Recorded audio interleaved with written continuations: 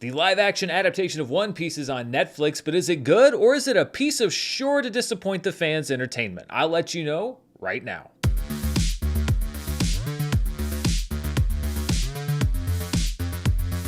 Hello everybody, I'm Dan Murrell, and this is my review of the first season of One Piece, the much anticipated and by some people much feared live-action adaptation of the long-running anime and even longer-running manga series. And before you even start to weigh the good and bad of this show, you have to kind of admire what Netflix did here, because they took something as beloved as One Piece and decided to make a live-action show with a showrunner that is not a big name in entertainment. You have a group of 4 journeyman directors taking on 2 episodes each. You have a writing staff that are definitely veteran, but not what you would call prestige entertainment writers. You have a cast with practically zero household name recognition and nothing close to what you would call a bankable star. And into all of this, Netflix invested over $100 million at a per episode cost reportedly higher than both The Mandalorian and Game of Thrones. Some people would say that Netflix did all of this wrong, that you should have just thrown some likable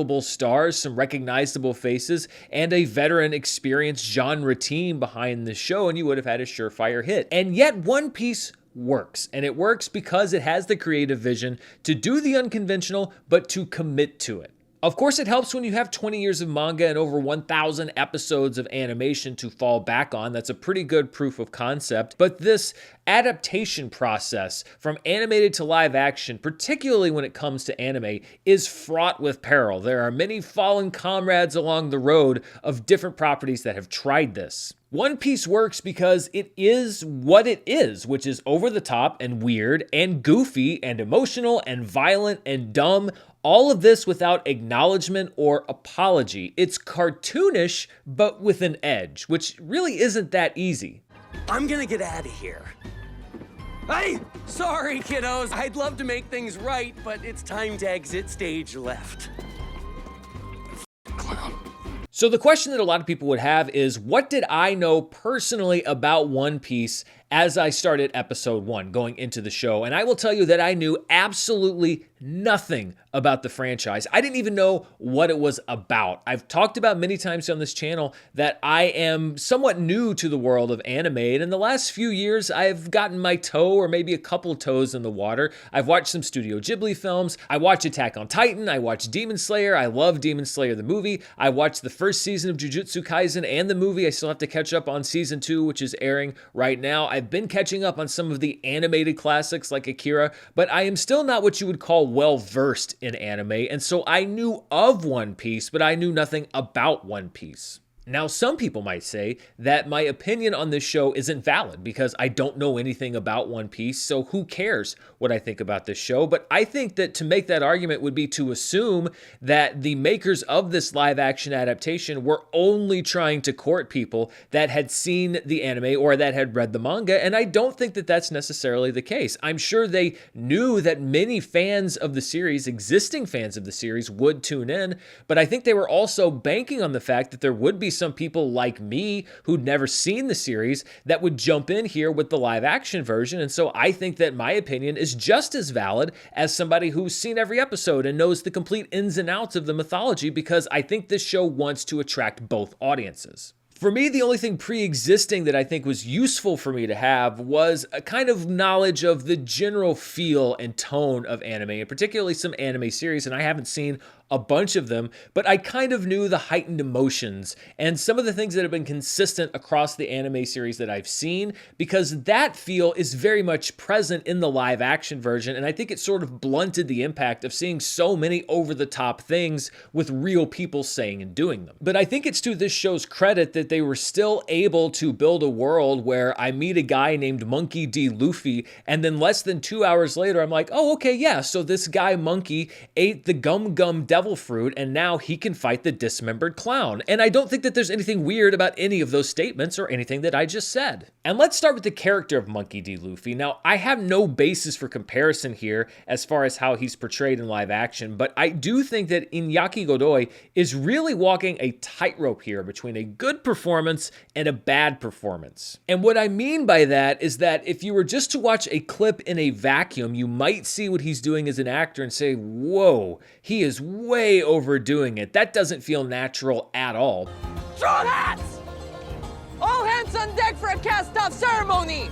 But in the context of the show, it works. And it's because, yes, you have this very over-the-top monkey for 85 to 90% of the show's runtime, but every time you think that maybe the performance is getting a little one note, or you're like, oh, can this guy only do one thing?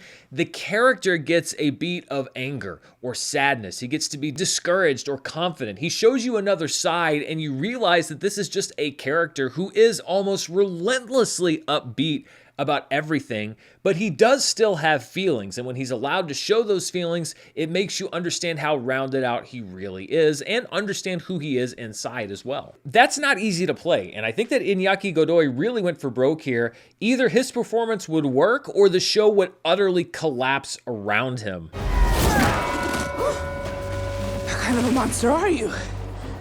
The stretchy kind. I think the character does work, but I do have to say that the decision to have him act this way and to have the character portrayed this way was simultaneously risky, dumb, smart, and brave. The other Straw Hat Pirates I liked as well, but I do feel like some of the character traits may have been lost in the translation of having to do years worth of setup in 8 hours. My favorite of the crew was Roronoa Zoro, played by Makenyu. I didn't really like him at all in Knights of the Zodiac, which came out earlier this year, but this character fits his strengths perfectly. I love the anime character type of the person who's sort of strong and silent, and yet when they speak, it's a very cutting remark or a very humorous remark. It's why I like the character of Captain Levi a lot on Attack on Titan. You really don't fear death, do you? No, just don't fear you. This is our fight. Right, guys? Finally, I get to cut something. But how are we gonna beat Arlong? I laughed at most of Zoro's few lines, but I also really enjoyed things like his fight against Dracul Mihawk, Hawkeyes, because of the emotion and actual suspense involved as they intercut that fight with Zoro's actual backstory and flashbacks to that story. And in general, when it comes to the action scenes, I thought that they were shot well. They didn't make the mistake of trying to make cartoonish fights realistic by shooting them up close and chopping them up in editing. There were lots of wide shots, lots of camera motion, and the camera zooming around. I don't know if there was some sort of a drone technology, if they did a lot of that in editing, or if it was on some kind of a crane. But I liked the way that they did it because they weren't really trying to hide anything. They're like, yeah, this is a live action cartoon, and we're going to let the fights be cartoonish, and we're going to show them to you. Again, if that hadn't worked, then I think the show would have looked cheap, but it did work, so the show looks interesting and different. Getting back to the rest of the Straw Hat Pirates, Nami, played by Emily Rudd, had my favorite backstory of any of these characters, and she really came to life in the last couple of episodes. I think that the sort of shady, mysterious front that she had to put up for the first, let's say, 3/4 of the season kept her a little one note, but they really brought her character to life in those last couple episodes. So going into season 2, I look forward to getting to know the real Nami a little bit more. Jacob Romero Gibson's Usopp was the one character that I imagine is maybe beloved because of the animated show, because there really wasn't a whole lot here for me to grab onto. I guess he was the comic relief, but thus far, he seemed to be the one that was the most extraneous as far as the main pirate crew. And then we have Taz Skylar's Sanji, who had my second favorite backstory and gets to show off some great fight moves, but I also think this character maybe got a lot of his development pushed to later seasons. Fans of the show, I'm sure, know a lot more than I do, but I think that that's kind of fun for me, not knowing what comes next. I get to kind of speculate, whereas a lot of people, I'm sure, kind of, sitting back and folding their arms going like, oh boy, you don't know anything. Yeah, I know that I don't, but that's kind of the fun of it. I loved how the show gave us that scene at the end of the finale where we revisit all of their flashbacks and origins, the stuff we've seen this season, to show us why they're all willing to set sail together. The most important thing is that I buy that they all love each other, that they're committed to each other, that they've taken their own paths to get to this point. That's what I think the best adaptations are able to do. They're able to take these character relationships that took weeks or months or years of source material to develop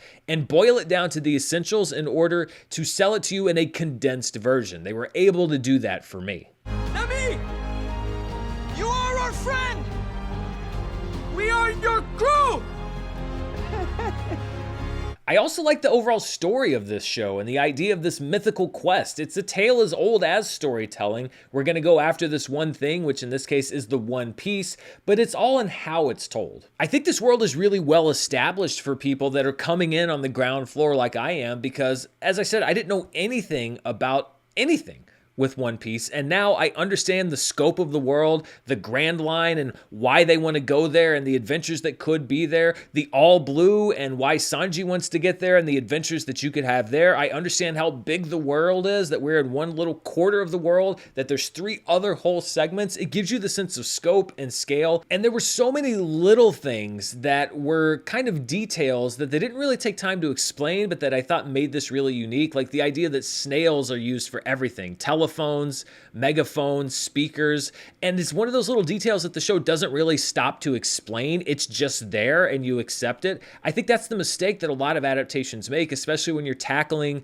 a weirder source material, is they're like, well, for a mainstream audience to buy this, we're going to have to stop and explain why this is. And One Piece is like, no, it's super weird, but it fits into the rest of the story that we're telling, so you're either going to accept that it's super weird, or let's be honest, you're probably not going to like the show, but we're just going to bank on the fact that people who do like the show are going to understand that it's just a weird show. Moving past the Straw Hat Pirates, I also have to tip my hat to the casting directors for the show, Libby Goldstein and Junie Lowry Johnson. They're Emmy-winning casting directors. They've done shows like 6 Feet Under and True Blood, and they cast almost every role in this show perfectly, which is not easy considering that you don't have that fallback of, well, we're going to go to this recognizable star or A-list star to fill in this role. No, they literally had to go out there and find the best actor for each one of these roles out of a sea of pretty much unknown or little-known actors. Jeff Ward as Buggy the Clown was a particular standout. The dirty clown thing has been done so many times at this point, but Buggy didn't seem derivative at all.